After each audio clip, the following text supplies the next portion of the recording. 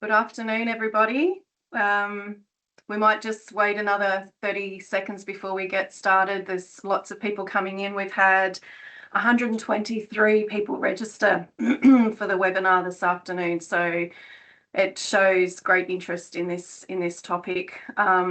So welcome. Thanks for giving up your lunch hour. For those who don't know me, my name is Kelly Andrews. I'm the CEO of Healthy Cities Australia, previously Healthy Cities Illawarra. And I would start this afternoon by acknowledging the traditional custodians on the lands of which we gather this afternoon. I'm coming from Dharawal people, and I'd like to pay my respects to elders past and present, and extend that respect to any Aboriginal and Torres Strait Islander joining us this afternoon. And as it is National Reconciliation Week, we should reflect on the deep connections First Nations peoples have with country, the land, the waters, and the food. And as we come together to talk about food, we recognise that does begin with country, and we honour and acknowledge the knowledge and care that has sustained these food systems on country for tens of thousands of years. I've got about a 20-minute presentation, and then we'll hand over for Q&A, which you can use using the Q&A function in the chat.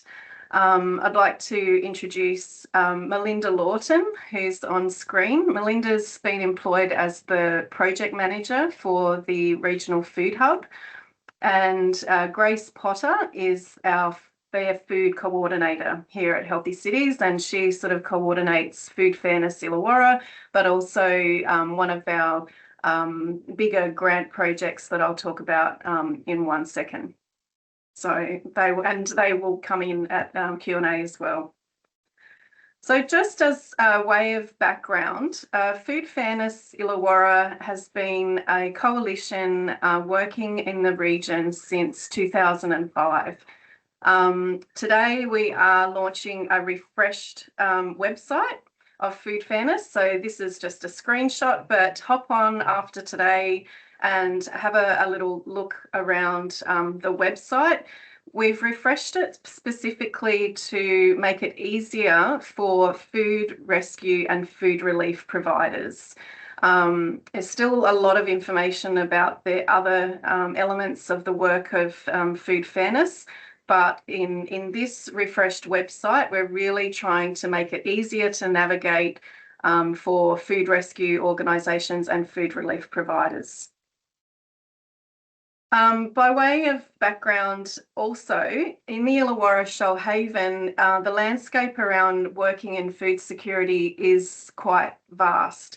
And in 2025, so not even 12 months ago, there is a new Illawarra Shoalhaven Food Futures Task Force, which is auspiced by RDA Illawarra Shoalhaven, and has brought together a great scape of stakeholders in the food system at a very holistic level. It has these 6 pillars, and of course the Food Hub probably goes across the top 3 there. However, at the starting point, it's really trying to get to the heart of food security and access for Illawarra residents. So, as I mentioned, Food Fairness was originally a coalition established by Healthy Cities, the local health district's health promotion unit, Wollongong, Shellharbour and Kiama councils, and the University of Wollongong. So the region really has a very strong track record in working together in collaboration for issues affecting food systems and food insecurity. And some of the milestones or highlights of this collaborative work are that we, or those, that came before us in FFI in 2007, actually lobbied and successfully brought OzHarvest down from Sydney to Wollongong, and a few years later brought a second van.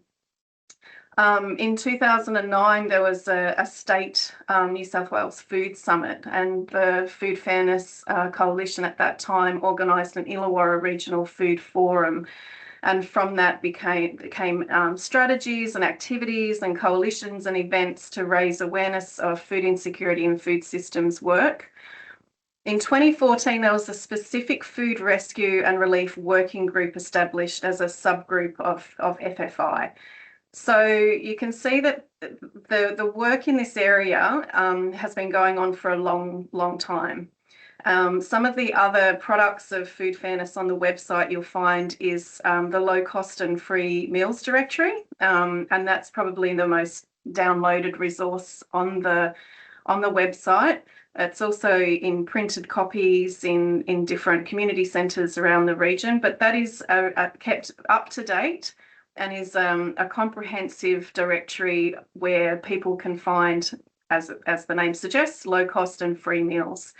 There were annual events connecting over food, fair food, and continuous advocacy with our partners. In 2024, we were successful in getting an EPA-funded grant as a coordinating organisation called the Illawarra Food Donations Project.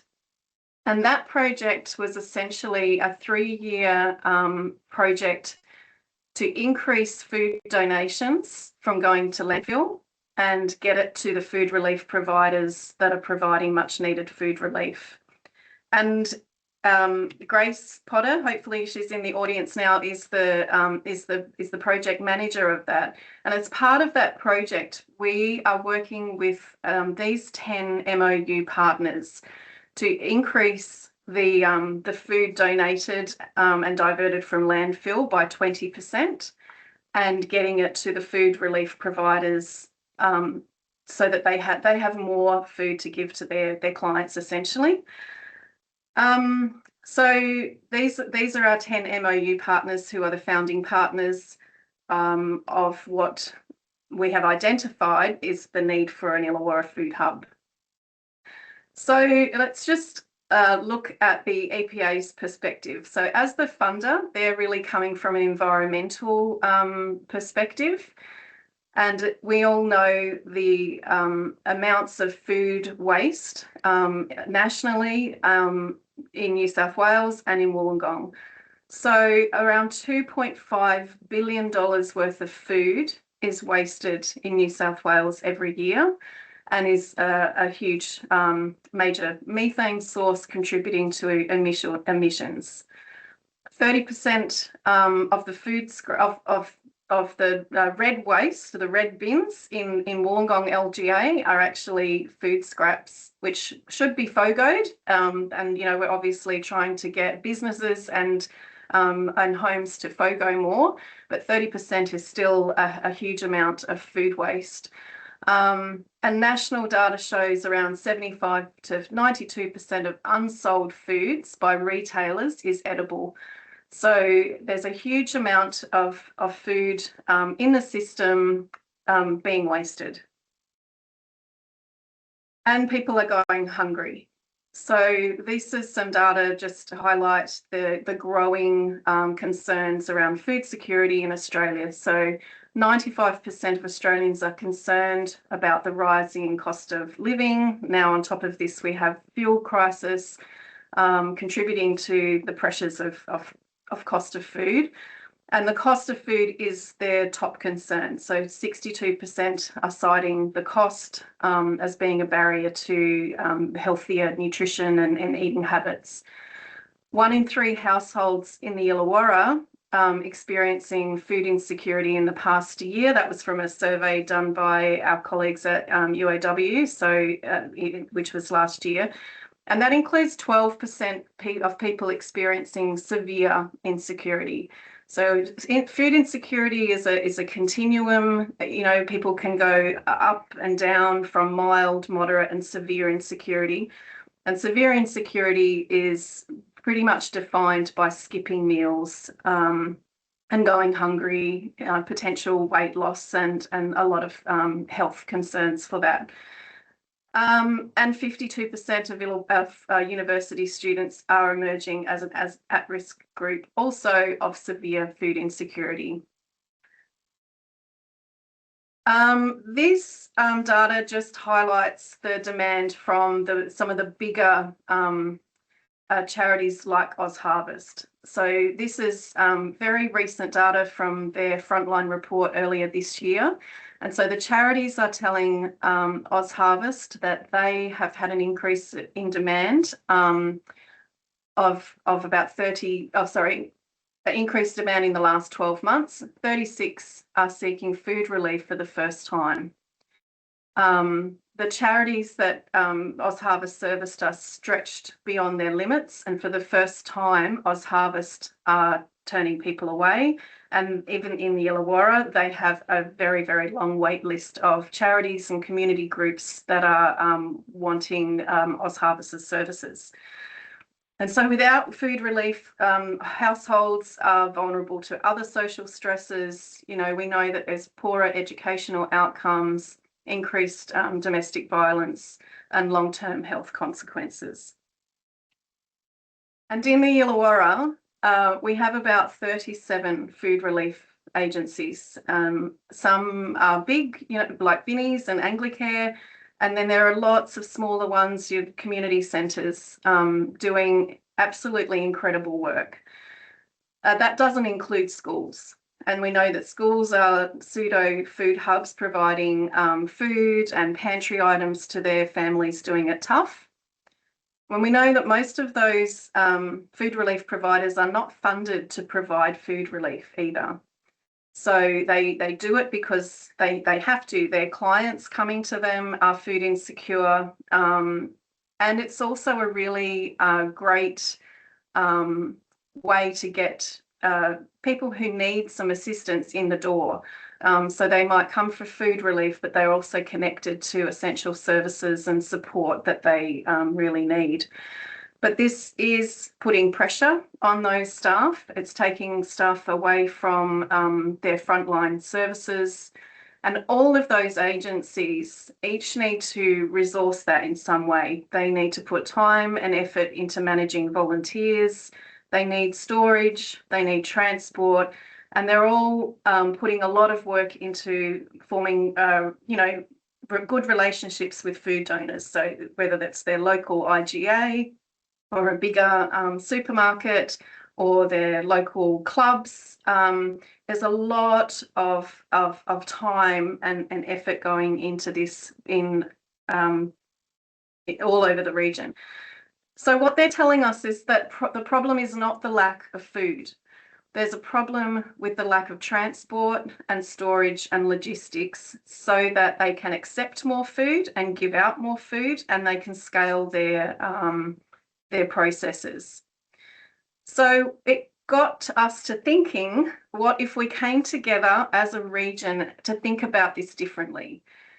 How can we pool resources for a shared purpose? Can we deduplicate and streamline the system so that everybody wins?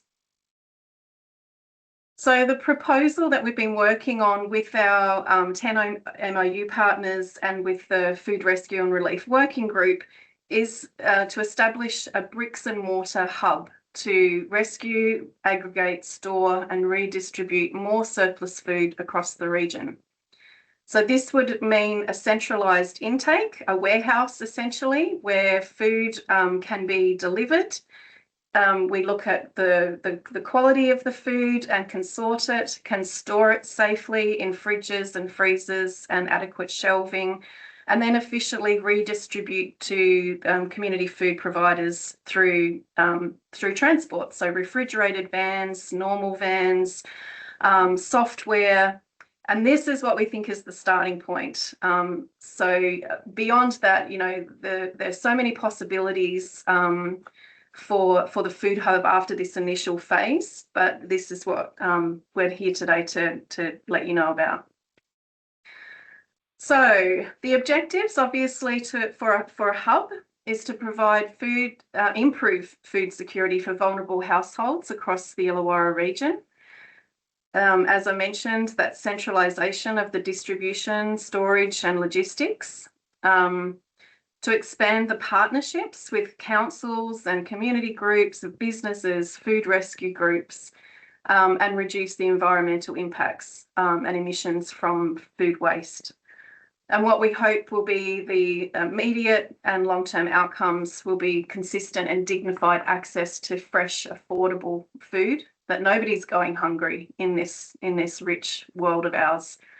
Reduce the duplication, reduce operational costs for community centres across the region, and scale this. So we know that once we get off the ground, Second Bite can deliver pallets, Food Bank, Oz Harvest, we have the bigger players on board. We can scale the food rescue and then most importantly, the distribution to the community centres out there that are doing the hard work. And by the way, Victoria are streets ahead of us. They have, I think they have 5. These are just 3 examples of food hubs in Victoria. Some of them have been operational for more than 10 years. We can't find a single one at this scale in New South Wales. So this would be a state first, and you know, what a better place to put it. We have worked on some governance around what the food hub, how it might work. And about 2 weeks ago, the inaugural steering committee did meet, agreed on it, set terms of reference, and are ready to go to assist in bringing this to life.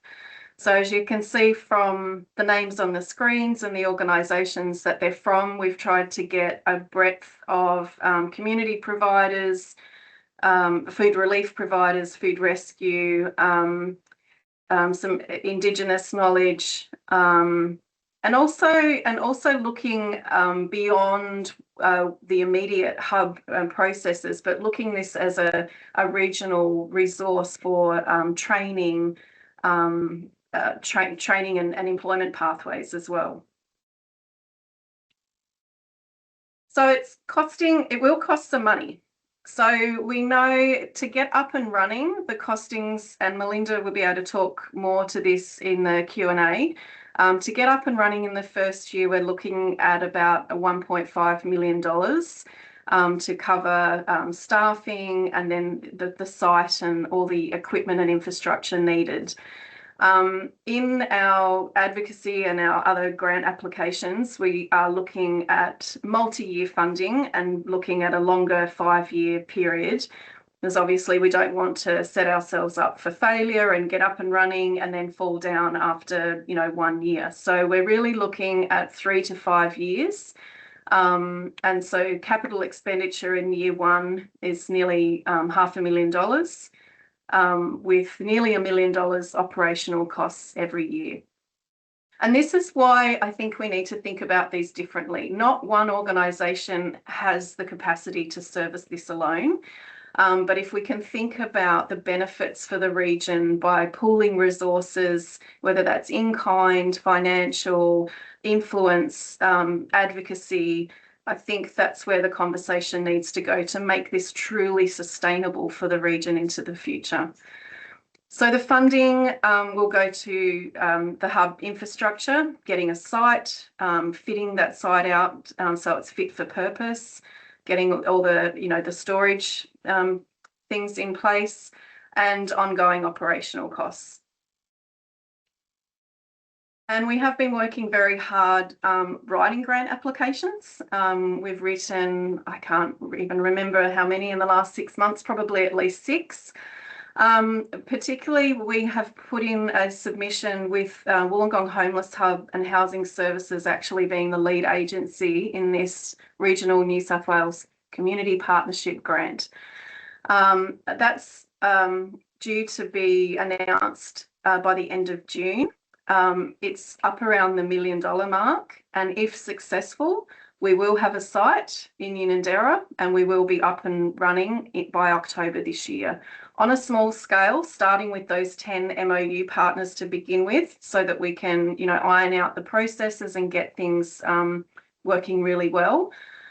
So that is one opportunity in the pipeline. We've also been obviously presenting to local councils and having meetings with our state and federal MPs to just start talking about the need for the hub. We know there's a state election next year, so we're really trying to, work on the political advocacy for this as well. Melinda's been working very hard with the business case and feasibility study such that we can be prepared for bigger grants, philanthropic donations and so forth as well. And this is a picture of us a few weeks, maybe a month ago, where we were quite fortunate to have some pro bono volunteer support from the KPMG in Sydney, who helped, refine the business case and really kind of give it that edge that we were lacking. And today also we are launching a GoFundMe page or a campaign to raise some money. So our target is $137,000 in the GoFundMe campaign. So this is live as of today. So we're officially launching this. We've got $5 in the kitty so far. It can be found via the Food Fairness Illawarra website. And this funding will go towards setting up, what have we got? So some premises, the purchase of a refrigerated van, the adequate shelving, a forklift, the cooler and freezer rooms, shelving, pallet racking, and some costs such as electricity and fuel. So we're trying to attack this from lots of different angles.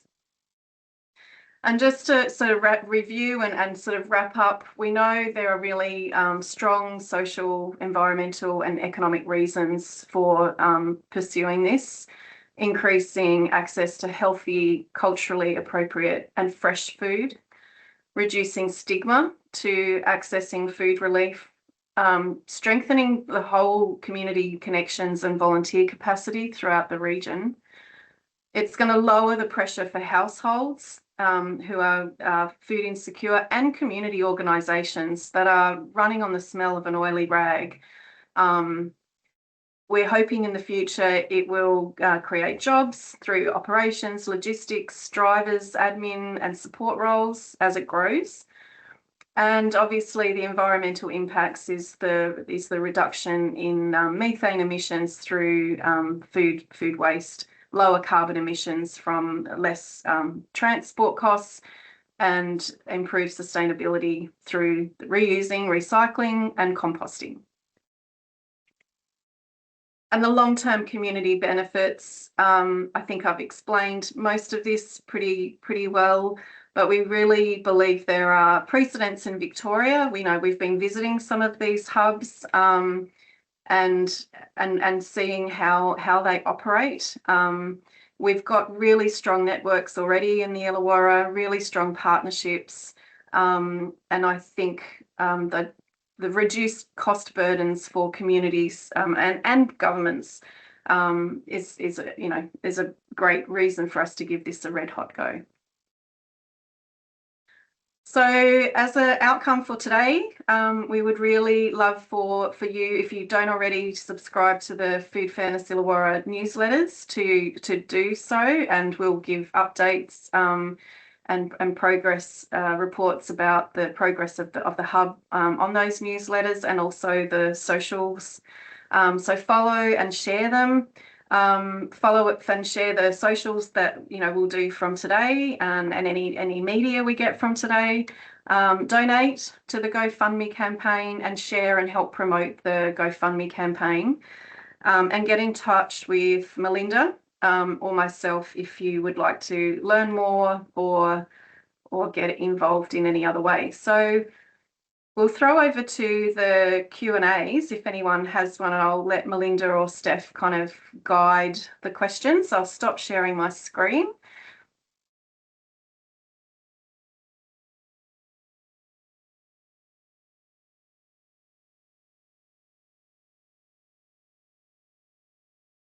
Hi, Kelly.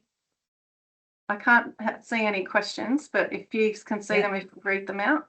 Yes, I can. One of the questions is, will we be expanding the hub? So I'm happy to answer this. So at the moment, what we're looking at is just positioning ourselves within the Illawarra region and looking at being centralised so that no one food agency has to travel more than sort of half their distance to the centre of the region. But we all know that food insecurity is throughout the country. So eventually what we would like to do is expand down to the Shoalhaven. But also, as Kelly said, we want to create this model so that this can be replicated throughout New South Wales. So again, we need something out in the regional areas. So it's, if we do this right and we get the mix correct, then there's no reason why we can't sort of scale this and to have that in different regions. So yes, eventually we will, but we'd really like to make the existing model work seamlessly.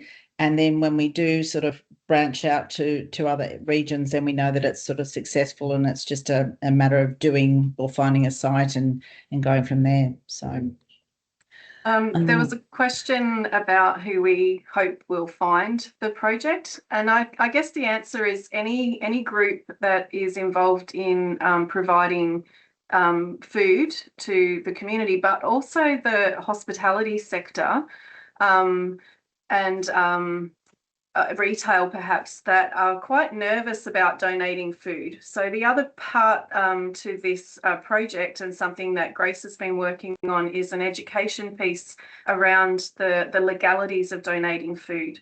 So there are laws protecting hospitality or people providing donated food if it leaves their hands in a safe, edible way and given to a charity in good faith, and that charity is going to feed people. Of course, what we're finding is that, say, if there's a big catering function at the Novotel and with a whole, leftover food, they don't have the capacity to store it safely, and there's nowhere to take it to be stored safely until it's redistributed. So that's the other part of the puzzle that we're hoping that a hub can solve, is to make it easier for catering and for functions and for hospitality. Hospitals produce a lot of food. Like, anyone who is producing surplus food that need to take it somewhere safely where it can be redistributed in a timely fashion to people, that is also a huge potential for the hub. There's just another question here that's just asking whether individuals from community can attend the hub. So at the moment, to set up, as we're going to do with our 10 MOU partners, we will just have more of a business to business focus, or just to actually, again, doing the refining the actual operations. But eventually, as Kelly said before, we see that there's unlimited options for this food hub to become. So eventually, yes, it could look like something like a community supermarket, or it could be a community garden. So there's lots of different aspects and just different directions that we can go. But for the short term, it'll just be business to business. There was a question around the opening date. So we are, I wouldn't say quietly confident, let's just say we are optimistic and hopeful that the current grant of a decent size will come to fruition, and we'll know about that in June. And if we do, then we will be able to be operational by October. That's just one grant opportunity. Obviously, with any delay, it just pushes it back. We do have a end time limit, I guess, with all of the constraints of our own budget, and also the timeline of the EPA budget, which is May next year. So with all of our situations with grant funding, they're short term. So regardless of getting a hub up and running, in order to continue to work in food rescue and relief, we need to be constantly seeking funds to do that anyway. So ambitiously. We're up and running in October at a small scale. And then in between, in the meantime, we have we're working on a marketing plan and communications plan, I guess, just to tell everyone in the region, business chambers and the like, that we are hopefully open for business. I'm not sure, Kelly, if we have anything more. Not that I can see. But yeah, just the same as Kelly, we're really, really excited by this project. And on one hand, it's so sad that we actually need this type of a project and these sort of agencies. But on the other hand, it's about now working together as a community and as a region to make sure that no one does go without food. We all know that without food, it just makes everything else that comes after it so much more difficult. So, as Kelly said, just tell everybody, let them all know what's happening, and feel free to email, or I think my number's on there too as well. For anything any questions or how you can help, how you can volunteer in the future, just sing out and we'll let you know. Well, if there is no further questions, I just again like to thank everyone for giving up your time. We really just wanted the opportunity to give the background of how the idea for the hub was identified, and let you know about the new website, the GoFundMe page, to sign up to all the communications, to get in touch if you're interested. And thanks again for your support and your interest in today's webinar.